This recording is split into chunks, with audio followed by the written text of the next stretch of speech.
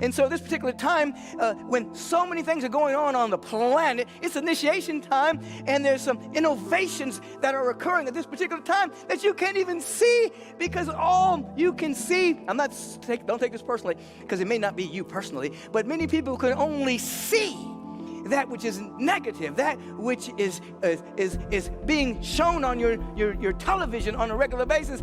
But there's all kinds of stuff that's basically of an emergent consciousness in healing, in education, in energy healing. And there's all kinds of things that are emerging that will become the norm in the future that seem like outliers right now, that seem like alternative. They call it alternative and things like that. It will become the norm at a certain point.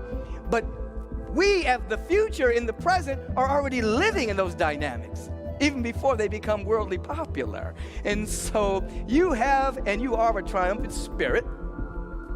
This is initiation time. You are the people of the future living in the present, living in a state that will birth the next stage of human evolution. And so you have to become aware that when you are meditating, when you are praying, when you are visioning, when you're doing that inner work, it's not a selfish thing. Your insights and revelations that break down the seeming boundaries between you and the presence of God is cascading out into the noosphere and is helping the whole world shift as groups come together like this all around the world. This is why you'll see me many times in these world healing meditations, in which individuals come together and stop and begin to vision and begin to catch the next great stage of human evolution. That's not poppycock. Fortunately, we live in a state and in a time in human history where you can actually map and actually see the effects of prayer and healing and meditation on people and on groups that transcend time and space. You see?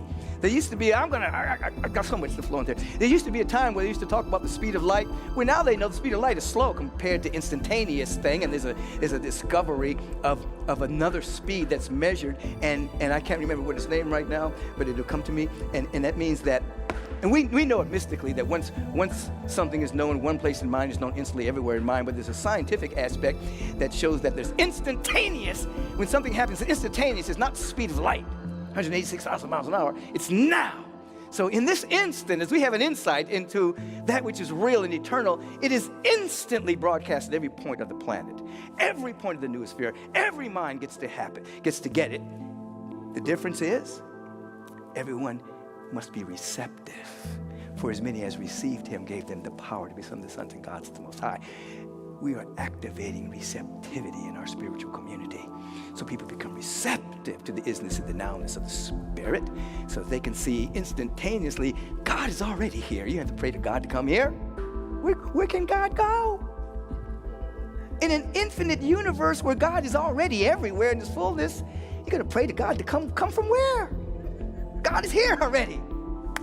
But we're opening ourselves up so we can be available to God. And when I say God, I'm talking about his essence, wisdom, inspired wisdom, transformational knowledge, creative intelligence, unconditional love, perfect peace, harmony, wholeness, wellness, well-being. These are real, you see.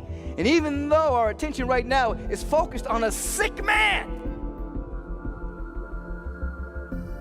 who thinks he has power, it's called pseudo-power. People used to say, speaking truth to power. I never say that. I say I speak truth to pseudo-power, because there's only one power, and that's the power of God.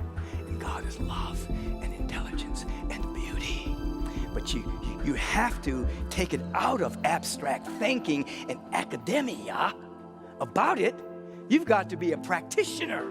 You've got to get down in times like this, in your prayer and in your meditation, so that you have an insight and a revelation about the reality that there's no distance between you and the presence, so that when you're walking on the planet, you're not trying to die and go to heaven. You're dying to your littleness, and you're bringing heaven.